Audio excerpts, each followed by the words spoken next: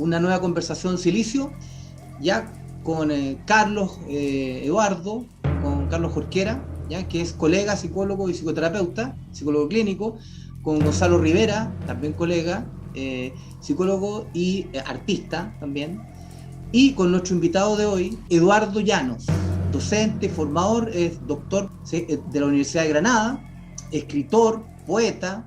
Dentro de unas cosas importantes fue ayudante de don Nicanor Parra.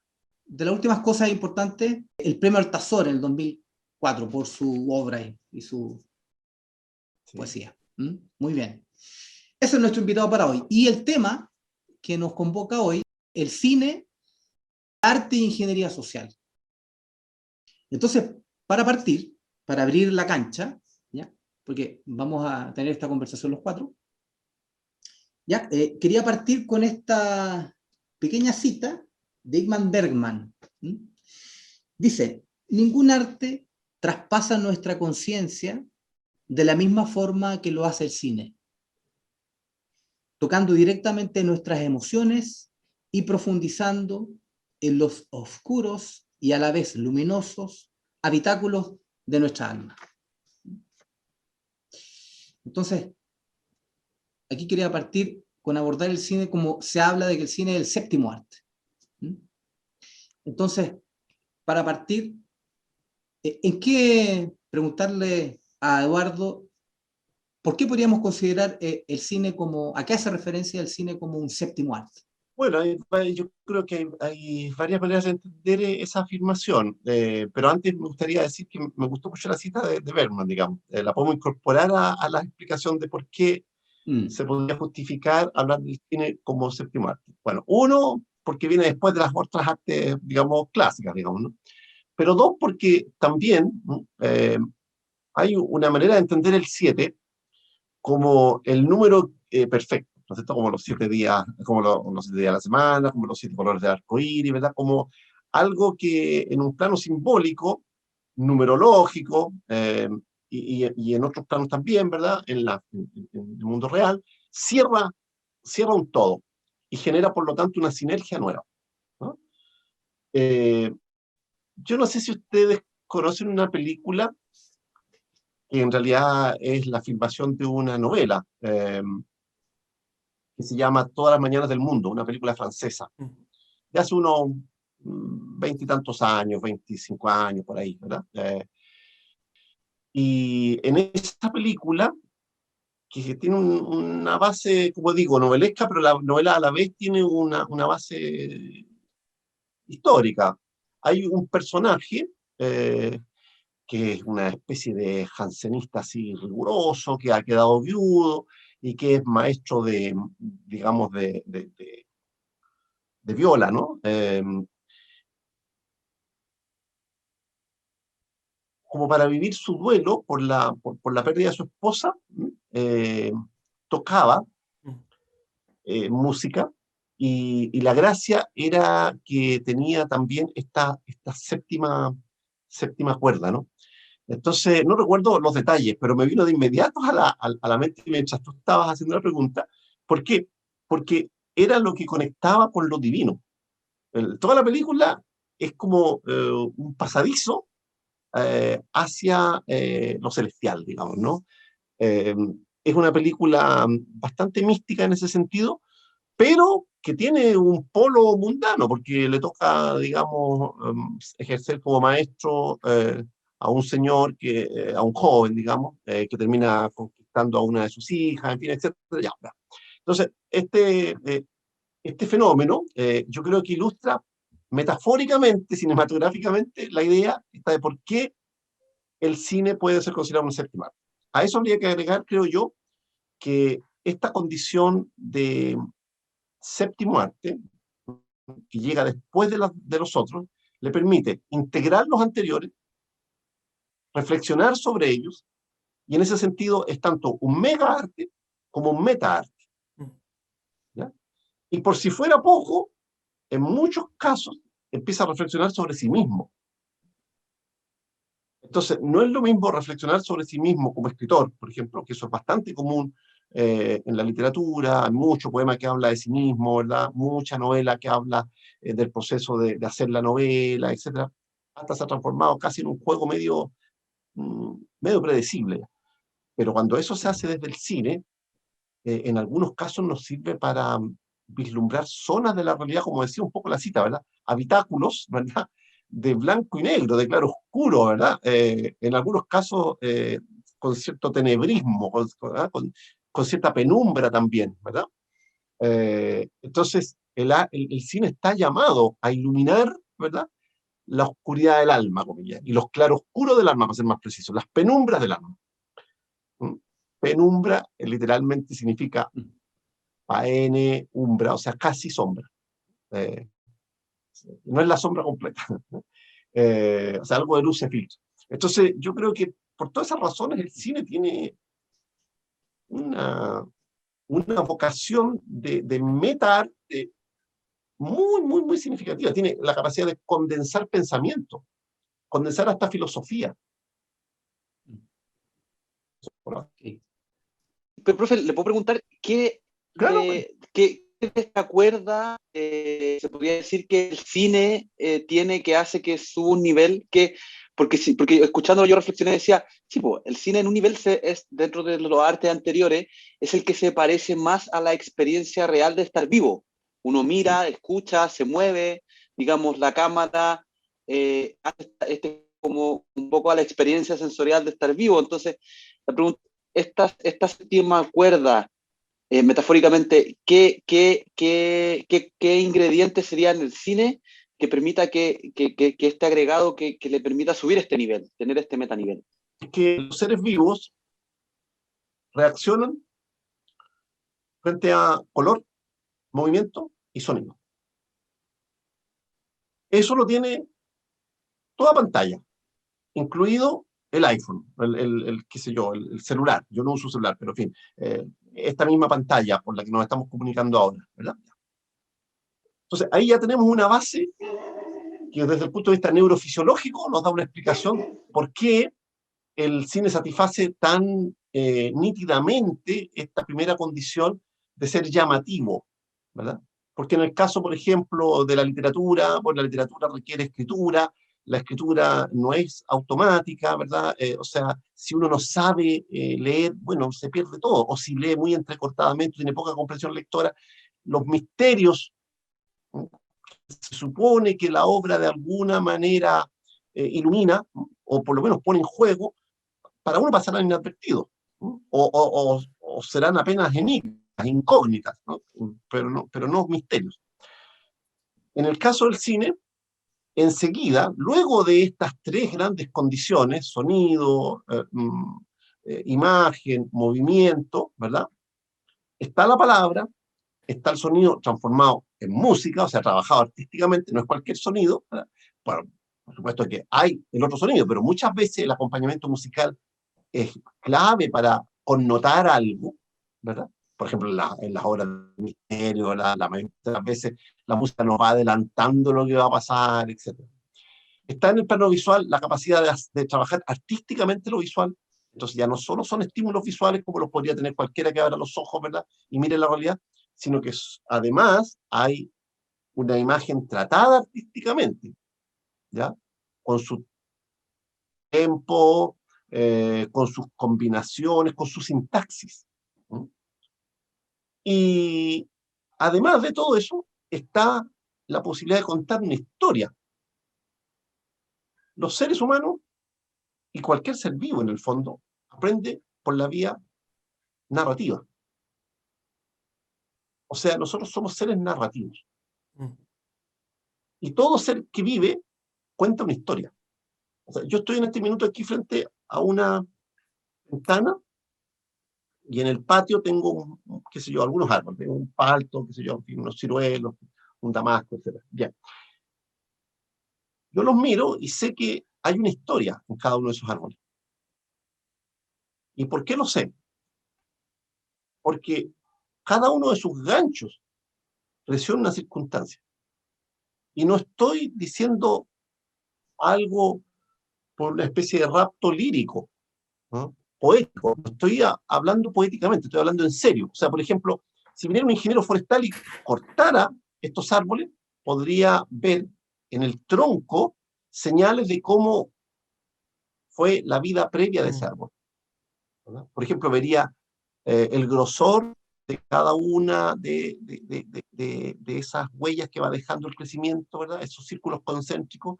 Podría darse cuenta de que en tal año, ¿verdad? Hubo una sequía que la soportó, en el otro año una helada.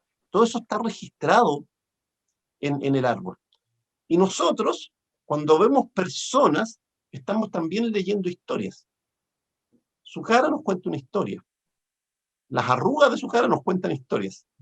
Los gestos, los ademanes, el rictus, las posturas, la inclinación de los hombros, del cuello, de lo que fuere, todo nos cuenta una historia. Entonces, el cine tiene, aparte del guión y todo lo demás, tiene montado encima el arte de la actuación, el arte del teatro. Y un buen director saca partido a eso. Una buena película es claramente, claro, buena porque hay buen guión, porque hay esto, porque hay lo otro, pero también en parte porque hay buena actuación. Entonces, en suma, creo yo que el cine viene a hacer realidad algo que Lautremont dijo alguna vez en abstracto, yo creo que sin tener en cuenta nada parecido al cine, porque en ese tiempo no había ningún augurio siquiera de que hubiera la posibilidad de montar un arte y una industria como el cine. Él dijo alguna vez, el arte debe ser hecho por todos. Bueno, el cine está hecho por muchos, si no por todos, pero además, como cualquier obra abierta interpela al público, en cierto modo todos nosotros efectivamente podemos terminar de completar a través de la recepción la película, cada película. Entonces creo que tiene una cantidad de virtudes y virtualidades el cine. Virtudes en el sentido de cuestiones positivas, pero virtualidades, de posibilidades, de desarrollos eventuales, ¿no? Que lo hace particularmente rico. En ese sentido, entonces podríamos decir que la narrativa propia de la película tiene un impacto en mi propia narrativa, vale decir, mi propia coherencia entra en coherencia con la coherencia que me propone el film. Y la obra de arte solo se completa cuando yo logro integrar mi propia coherencia con la coherencia de lo que estoy viendo. En ese O por lo sentido, menos, o por lo perdón, menos te resuena, si no la integras. ok, ok. Pero entonces el cine me brinda esa posibilidad de enriquecer mi experiencia Claro. y de manera vicaria nutrirme de la experiencia que otro plasmó en el cine, también tenerla para mí. En ese sentido, el potencial que yo tengo de crecimiento como espectador parece que no es casualidad, digamos, lo que usted hacía el paralelo con la literatura, que yo podría tener menos herramientas para poder entender lo que el escritor quiso decirme. En el cine se vuelve más inescapable eso, se hace más explícito. Eh, Aún así, yo requiero cierto nivel de profundidad y una cierta actitud contemplativa y receptiva de poder nutrirme en términos personales de esa experiencia, porque por muy enriquecedor que lo plantee en términos de guión o de obra de arte el creador, yo podría no recepcionarlo de forma nutritiva. Aún así, ¿cuál sería la clave de esa proposición como de desarrollo humano, digamos? ¿Dónde está lo que hace que el cine sí tenga esa potencia al yo enriquecerme de esa experiencia, tenga un crecimiento y deseable, digamos, ir más allá de lo que se me presenta en lo evidente? Mira, voy a tratar de responder articulando un poco las historias de ustedes, que las conozco muy someramente. Pero, por ejemplo, ya, Carlos trabajó largamente en el ámbito como del comportamiento, ¿no? Económico, digamos, y del link entre la psicología y la economía, ¿verdad? Y cómo la economía puede ser vista también prácticamente como un área en la que si no tiene pertinencia plena a la psicología, por lo menos tiene mucho que entregar y mucho que aprender, ¿verdad? Ya. Tú por el lado del arte, ¿verdad, Gonzalo? Ramón por el lado de la clínica y también de la docencia. Entonces, ¿qué es lo que a mí me parece que se puede articular de estas historias de ustedes con el cine? Bueno, una cosa muy básica es la siguiente, creo yo.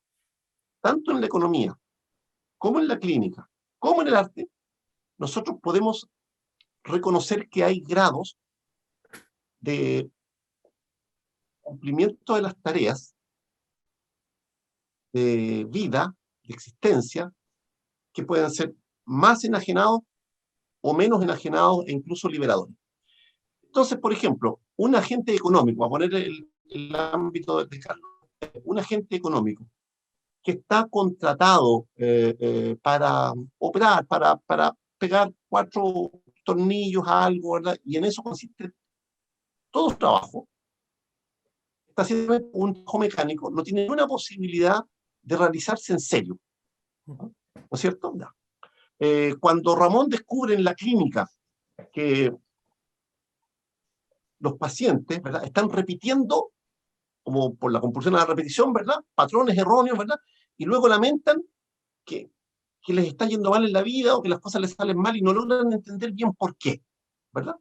E incluso cuando les dan la solución, como están en cierto modo enganchados a su sintomatología, no pueden superarla, no pueden abandonar esas conductas. En el caso tuyo, por ejemplo, Gonzalo, tú decías recién, nos contabas, perdón, esto no, puede ser una infidencia, pero tú nos contabas que descubriste una manera de pintar que te hizo muy feliz, pero de pronto descubriste que estaba agotada, ¿verdad?, y que tenías que producir de otra manera. ¿Qué es lo que hay ahí? Lo que hay, creo yo, es que cuando tú pintas, tú eres artista, tú descubres el poder increíble del flujo, del fluir.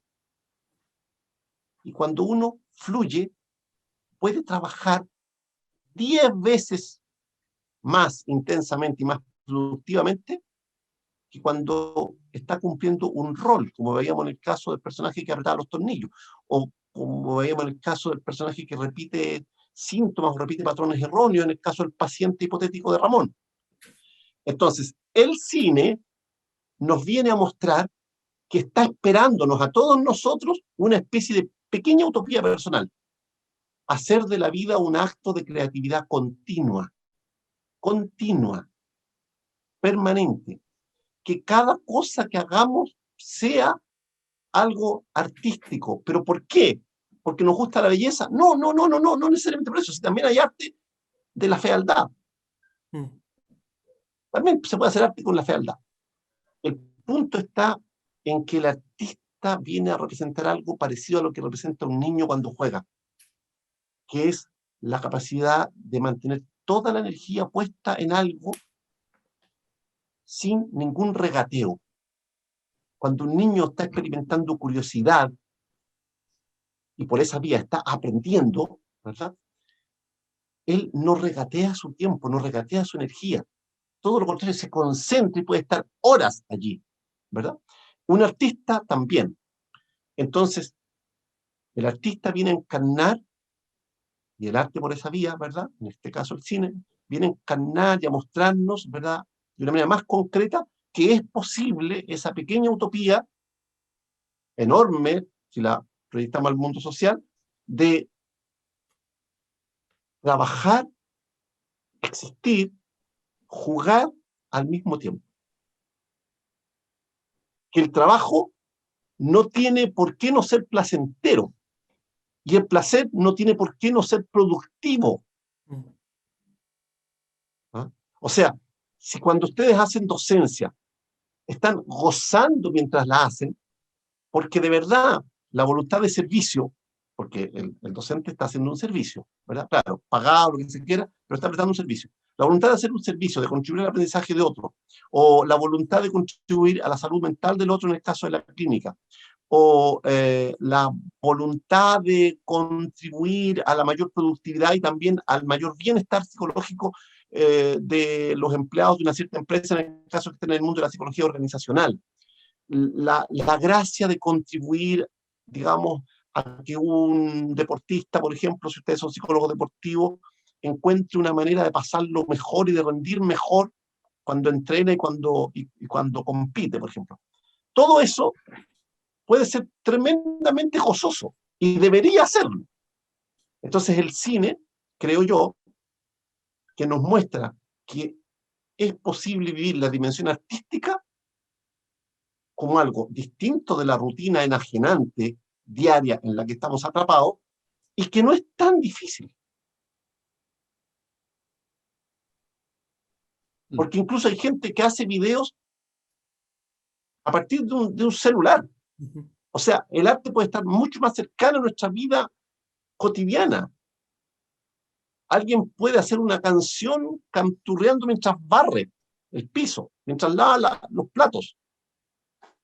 Entonces creo que pese a su tecnología y a las dificultades que entraña que se manejar una cámara y todo lo demás, el cine también nos está dando con su sencillez final, porque nosotros no vemos esas dificultades que afrontó el director ni el técnico, simplemente vemos el resultado, nos está mostrando que el arte es posible, que está cercano, que es algo, que es un derecho que podemos ejercer, que es una utopía próxima, no remota. Pues no sé si estoy siendo demasiado ideal. No, no, pero a mí me hace sentido esto que plantea de que el ser humano puede nutrir esta faceta, digamos, puede completar su integralidad dando espacio a lo lúdico, a lo creativo y a lo amoroso con uno mismo también, digamos. O sea, tiene ese facilitador de abrir esa ventana.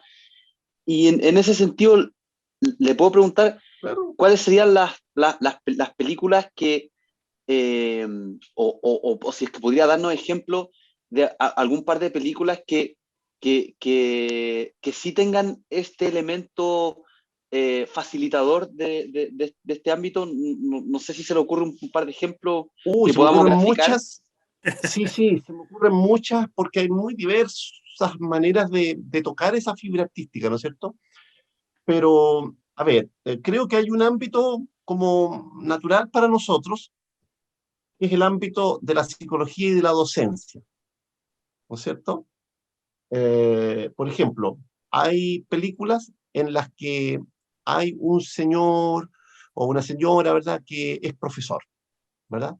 Y que se las arregla para hacer clases creativas, aunque eso, digamos, vaya a contrapelo de la institución. Ya. El caso prototípico es al maestro con cariño, ¿verdad? O más cercano a nosotros, ¿verdad? La Sociedad de los Poetas Muertos, pero es una película que yo no quiero tocar porque ya como que se ensució, porque fue como, se transformó en una especie de ícono. No es la que más me interesa. Pero hay un montón de casos en los que vemos que el cine acierta en mostrarnos a personas que hacen lo suyo creativamente, con vocación y con muy buenos resultados. Paradójicamente, en muchas de esas películas, el que ejerce la docencia y que, bueno, desarrolla verdaderas proezas educativas, no eran originalmente profesores.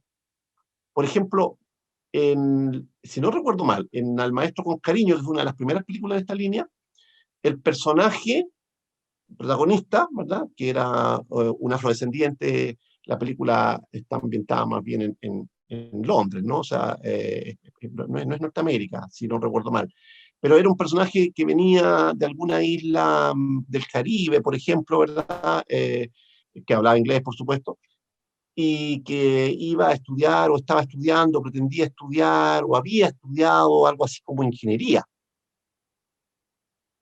Y aterriza como profesor en un liceo. En un liceo donde la juventud era muy rebelde, digamos, y hace una tarea muy bella, ¿no? Bueno, o una película en la que, por ejemplo, me detuve alguna vez, una película francesa como Los Coristas, el personaje que organiza un coro en una especie de verdadera correccional de niños chicos, digamos, ¿no? Una especie de internado, que se llamaba el fondo del estanque, digamos. O sea, estaba clarísimo que el que llegaba ahí tocaba a fondo. Bueno, ese señor era músico, no era profesor, era músico por vocación, pero no era profesor de música.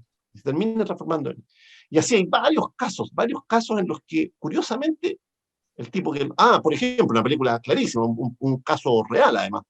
Stand and Deliver, no me acuerdo cómo se tradujo, pero era un profesor de matemática que yo creo que era de origen boliviano, Escalante era el apellido real, y aquí en la película también abandona su trabajo como ingeniero informático y va a trabajar a un lugar pero donde no había ni una posibilidad de pasarlo bien.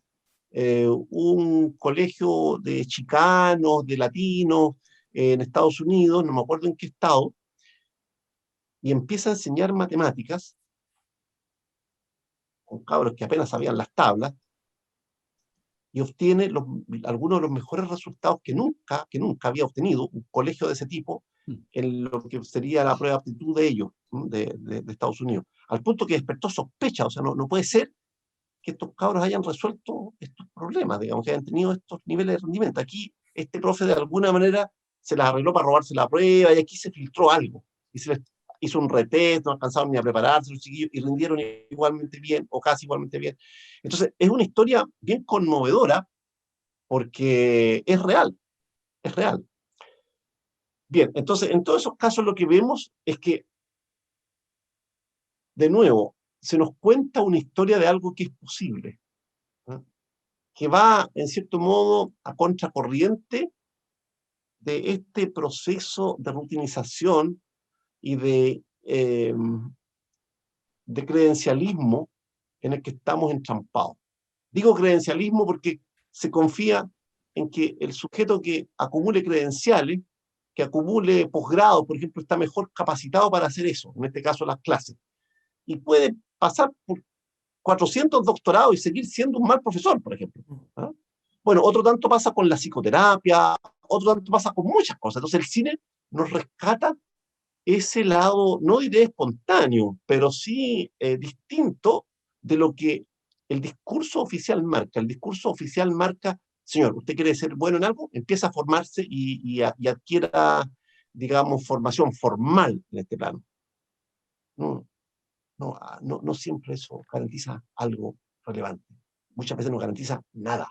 Lo que garantiza es que vamos a tener un personaje que pronto va a querer desquitarse de todas las horas que pasó estudiando, ¿verdad?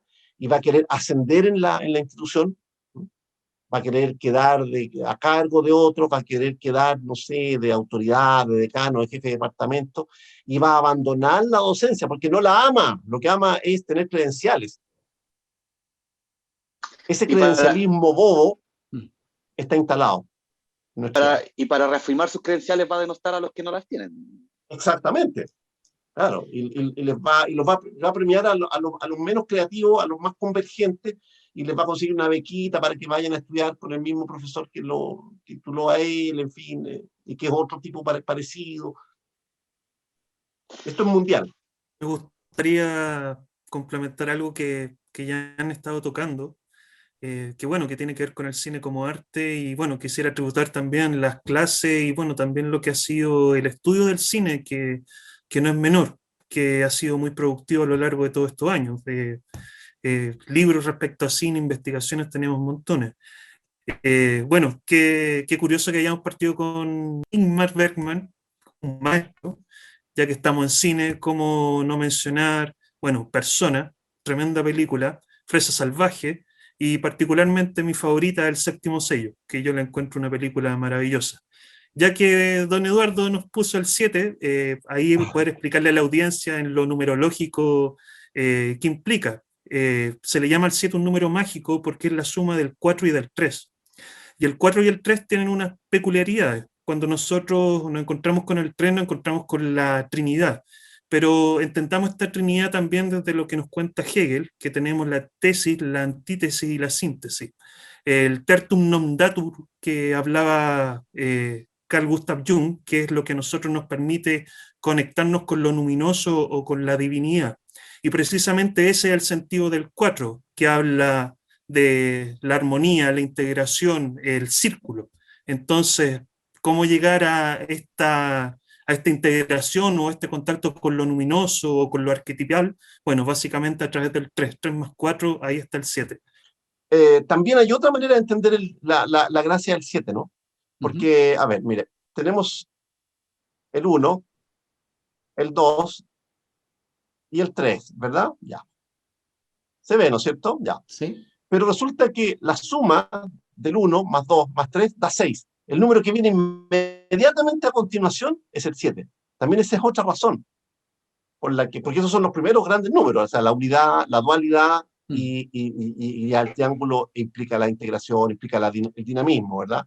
En sentido dialéctico, en muchos sentidos, ¿verdad? Ya, tesis, síntesis, etcétera, ¿verdad? O sea, tesis, antítesis, síntesis, hay muchos planos. Por ejemplo, la Trinidad, las Trinidades está llena, no solo la religión, sino la postura de Trinidad. El cuerpo está lleno de Trinidades. El cuerpo está lleno de Trinidades. Leonardo, en el Tratado de la Pintura, desarrollaba la idea de que hay una especie de ley de 3 en el cuerpo humano. Eso nos permite dibujarlo, ¿verdad? Respetando esa ley del 3. Por ejemplo, cabe un tercer ojo entre medio de los dos ojos, el rostro se puede dividir en 3 partes, y cada una de esas partes también tiene 3 partes, etcétera, etcétera. Bueno, esa es una manera. Pero también creo yo que podríamos decir que que el 7, en la línea de lo que tú decías, ¿verdad? Tiene un respaldo bien curioso. Las 4 virtudes cardinales, digamos, básicas, ¿ya? Y las 3 virtudes teologales. Las 3 virtudes teologales. ¿Ah? Entonces, el mundo humano y el mundo divino, ¿ah?, están también, de alguna manera, articulados por el 7, etcétera. O sea, hay hartas posibilidades de darle vuelta al número 7 como portador de una carga simbólica enorme. Se habla de la ley de 3 y de la ley de 7. No, hay mucho. Okay. Pero Bueno, respecto a todo este tema simbólico que, bueno, es apasionante y es parte de los lenguajes que ocupa el cine inevitablemente para poder transmitir lo que es su quehacer. Quería destacar algo que no es menor y que inevitablemente usted lo expuso y lo manifestó de manera, yo creo que bastante plausible. Y bueno, retomarlo también a lo que es nuestra conversación respecto a lo que es el cine. El cine también como una herramienta para generar emociones.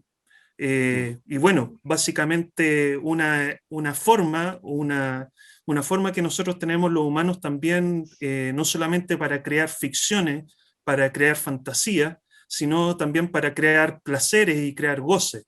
Y con este pie de colación, y obviamente recordando nuestras clases, claramente la escuela, por lo menos en psicología, ya que aquí todos los presentes son colegas, que ha capturado lo que es el estudio del cine, sin duda el psicoanálisis. Desde ese punto, me parece muy relevante volver a ponerle al pie por si podemos escuchar un poco sus comentarios respecto a, bueno, qué tan importante también es el cine respecto a la capacidad para poder crear ficciones que nosotros también narramos, vamos creando ficciones, vamos creando nuestros propios cuentos, vamos creando nuestras propias identidades, y también para llegar a la conclusión que también plantea el psicoanálisis en general respecto al cine, de que la calidad última o máxima del cine deviene en el hecho de que es capaz de plasmar nuestra vida interior frente a nuestros propios ojos. Yo quisiera, a propósito de eso, decir algo que puede ser medio paradójico, pero yo creo que es solamente aparentemente paradójico, aparentemente contradictorio. En el fondo es, siempre que aparecen paradojas en este terreno, lo que está apareciendo como trasfondo es la complejidad. Porque la paradoja, sobre todo en estos planos, es como el rostro que tiene la complejidad. Entonces, yo quisiera mostrar lo siguiente. Cuando Freud, para seguir en la onda del psicoanálisis, desarrolló conceptos tales como el complejo de Edipo. Estaba pensando, bueno, teóricamente, en la tragedia griega de Sófocles, pero según un autor como Harold Bloom, que era muy lúcido, no era la tragedia griega la que tenía en mente, sino más bien el Hamlet de Shakespeare. Él muestra que en realidad eso es claramente lo que está detrás del complejo de Edipo. De hecho, porque Edipo mata a su padre, ¿verdad? Y prácticamente nadie mata al padre, ¿verdad? Y vive el complejo de Edipo sin matarlo, ¿verdad? Pero no solo por eso, sino por muchas otras razones que él argumenta muy bien en el texto ese del canon occidental, ¿verdad? Cuando analiza el Hamlet, eh, lo que termina mostrando es, claro, ahí la literatura sirvió para inspirar una teoría, ¿no es cierto? Ya. Pero yo creo que la complejidad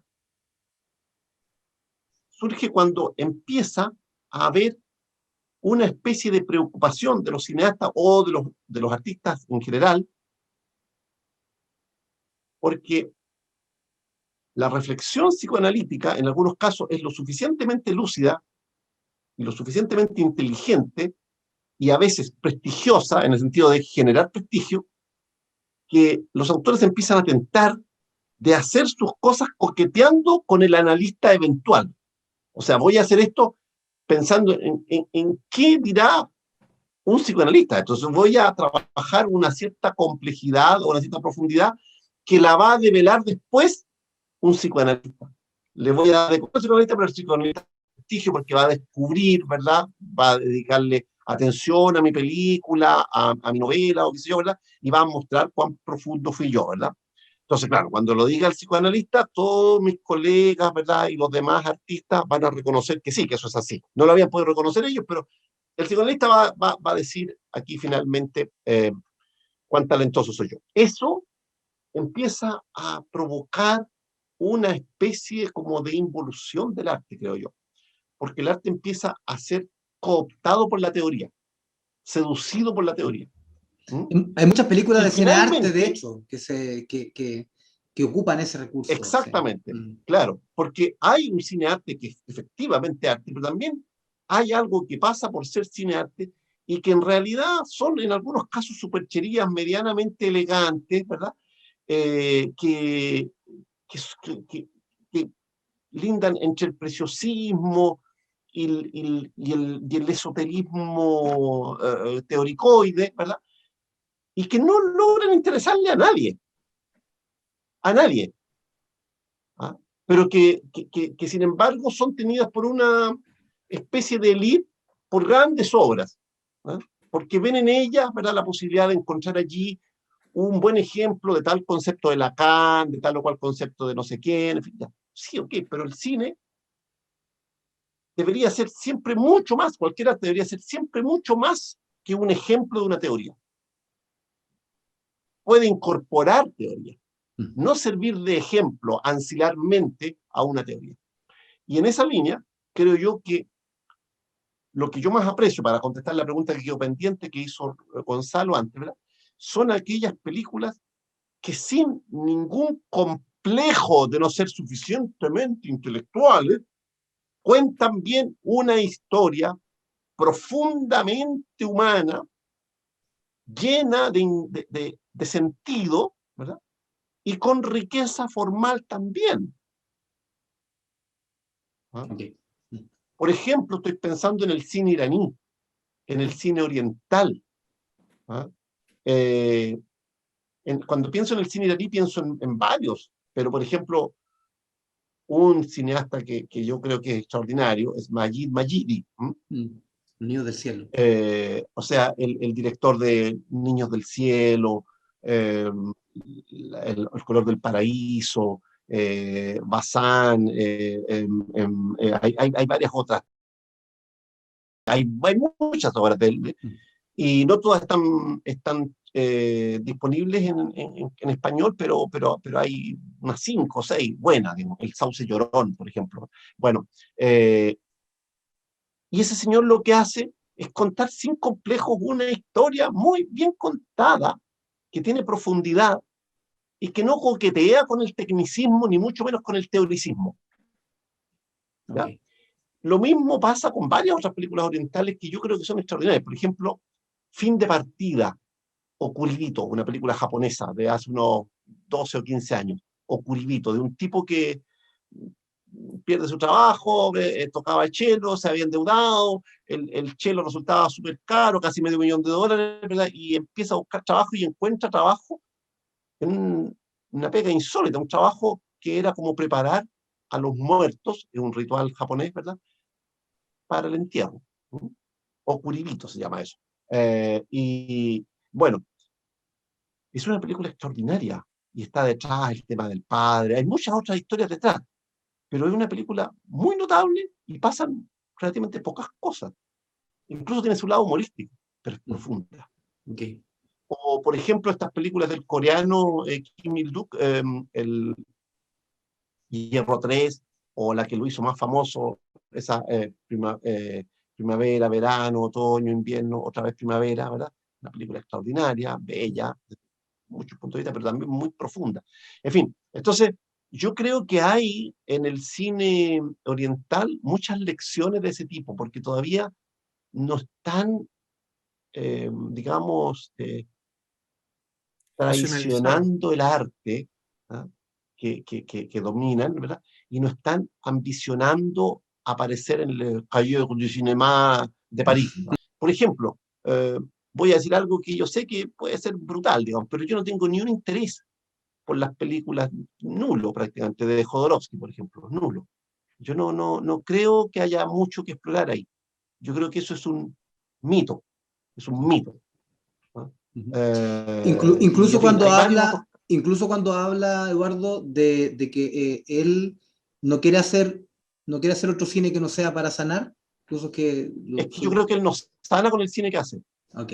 Yo creo que él no sana a nadie, ni siquiera con la... y le tengo respeto, ¿ah? Le tengo respeto y le tengo aprecio porque forma parte de una generación extraordinaria de Chile, que es la generación del 50, fue muy amigo de Enrique Lin, etc. Pero yo no creo que tenga una gran altura artística, ni menos terapéutica lo que él hace, sinceramente. ¿Ah? Estoy siendo muy sincero, porque Ok. yo soy políticamente muy incorrecto. No me interesa caerle bien a la élite que escribe los Sí, papers en torno a estos sí. señores. digamos. Pero él exalta la dimensión terapéutica del cine, siempre Sí, en la su exalta, discurso. pero no Sí, la cumple, po. claro. Claro, como tal Esos vez baños de otros, sangre, esas cosas. exacto, exacto. Como otros que no la Pero, resaltan y la cumplen con creces, exacto. Sí. pero entonces sería Cierto. interesante Claro. entrar en ese tema, porque ya hemos visto ya que el 7 te plantea un nivel, y lo vimos como la posibilidad de una realidad que es más sana para mí, que no está, que es potencial. Y también lo hemos visto que, digamos, ya vimos todo esto que es sensorial, que tiene esta carga emocional, que permite tener una narrativa, la idea, pero aquí están hablando del cine terapéutico. Entonces, ¿cómo, si Jodorowsky no es, quizás no es tan importante entrar ahí, cómo es el cine terapéutico? ¿O qué requisitos tiene que cumplir Ya, para que el cine sí sea terapéutico? ya. Pero tú tocabas algo antes que yo creo que vale la pena rescatarlo, que yo creo que es clave. O sea, ni siquiera el mensaje más profundo del mundo, del mayor filósofo o del mayor místico o del mayor santo, tiene ni una posibilidad de llegar a nosotros si nosotros no nos abrimos. Entonces, para que algo sea terapéutico, nosotros tenemos que tener una cierta voluntad de apertura. No digo de hacernos terapia propiamente, pero sí de una cierta apertura. Y la apertura yo creo que pasa por la sinceridad, por la honestidad en la mirada. Entonces, la primera cuestión que yo creo que es importante es entender que somos seres heridos, somos seres caídos, somos seres que no deberíamos enorgullecernos ni siquiera si el mundo nos hubiera dado razones para enorgullecernos, si nos hubiera llenado de condecoraciones, por ejemplo. ¿Ah? Si nos hubiera dado el premio Nobel, ¿verdad? Nos hubiera dado no sé qué, ¿verdad? Aún así tampoco cabe enorgullecerse de nada, porque la dimensión humana, mira, hay un viejo pensamiento de Heráclito a mí me sedujo mucho, un filósofo presocrático que a mí me parece muy importante. Decía algo así como, esos pensamientos breves, porque son muy breves, decía, el más bello de los monos es nada, o sea, es monstruoso en comparación con un hombre. O el más bello de los hombres, ¿verdad? El más feo de los hombres, ¿verdad? Es un dios comparado con un mono. Pero luego añadía, ¿verdad? El más bello de los hombres es nada en comparación con Dios. Entonces, nosotros estamos aquí en un tránsito y necesitamos una escala divina, necesitamos un horizonte de otra clase, un horizonte trascendente. Entonces, yo creo que esa es una primera condición elemental. ¿Y cuál es el aporte del cine en este caso? Que nos apriete las teclas para llamarnos a eso, para provocar esa especie de humildad, de voluntad, de sinceridad en la mirada, etc. Mira, yo recuerdo, a propósito de esto, se me viene a la mente, a propósito de las películas orientales que decíamos antes, hay una película de temática oriental, pero que no es, es de un cineasta, es Peter Brook, ¿no? Encuentros con hombres notables, que está una vez más basada en un libro, en este caso un libro de Gurdjieff. Gurdjieff, sí. Claro. Entonces, ¿cuál es la primera escena? La primera escena de esa película es un padre y un hijo caminando juntos, ¿verdad? Yendo a una especie de fiesta o de ceremonia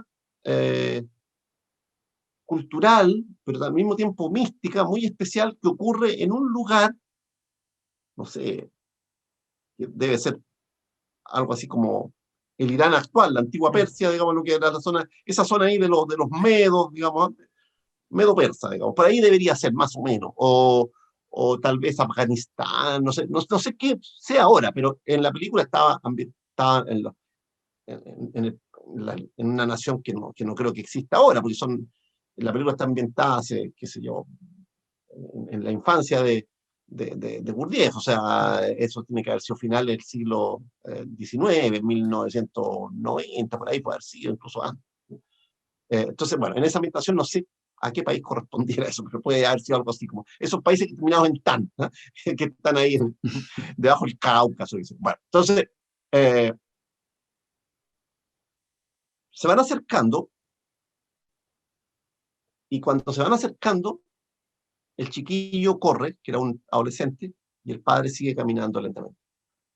El chiquillo sube un cerro corriendo, lo que es simbólico de su energía, de sus ganas, ¿verdad?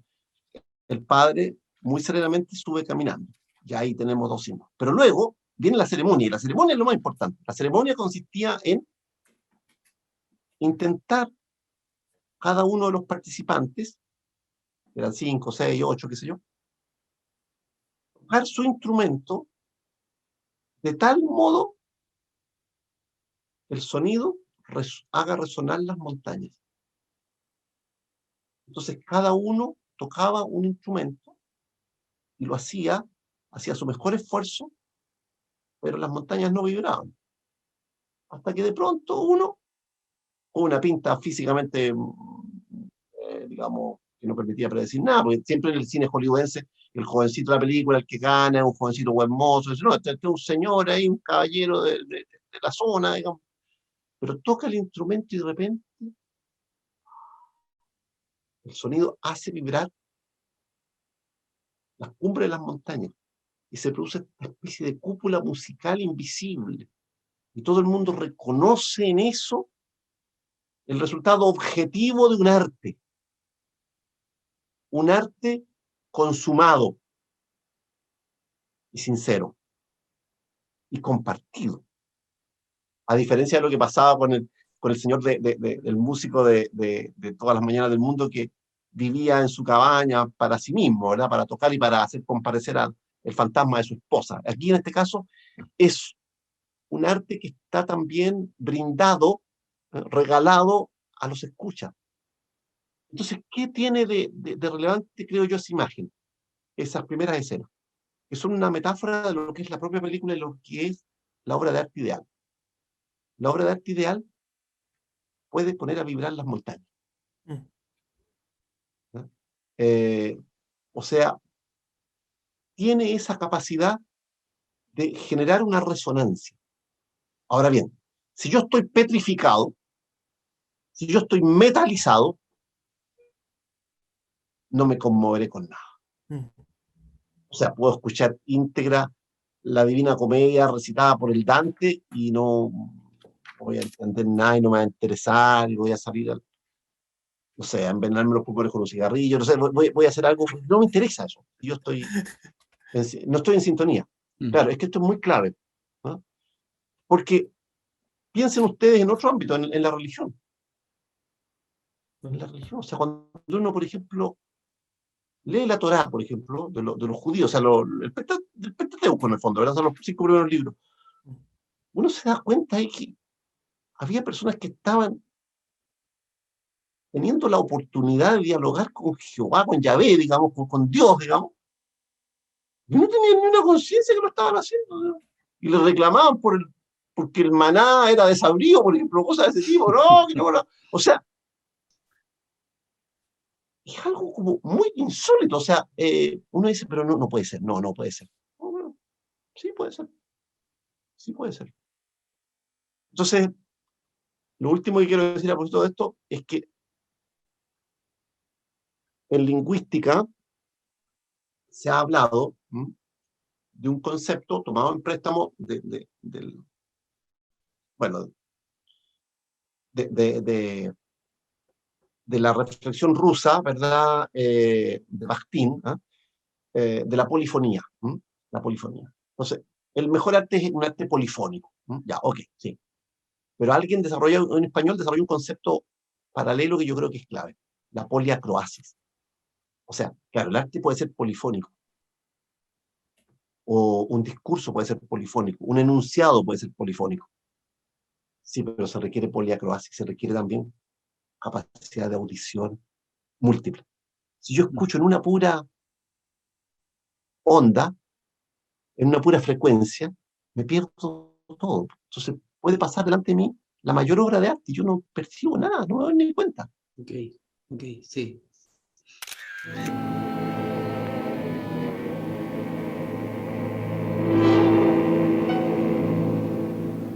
Espera un momento.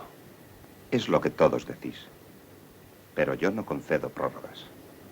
Tú juegas al ajedrez, ¿verdad? ¿Cómo lo sabes? Ah, lo he visto en pinturas y lo he oído en canciones. Pues sí, realmente soy un excelente jugador de ajedrez. No creo que seas tan bueno como yo. ¿Para qué quieres jugar conmigo? Es cuenta mía. Por supuesto. Juguemos con una condición. Si me ganas, me llevarás contigo. Si pierdes la partida, me dejarás vivir.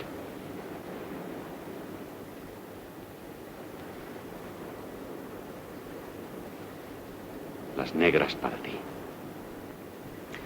Era lo lógico. ¿No te parece?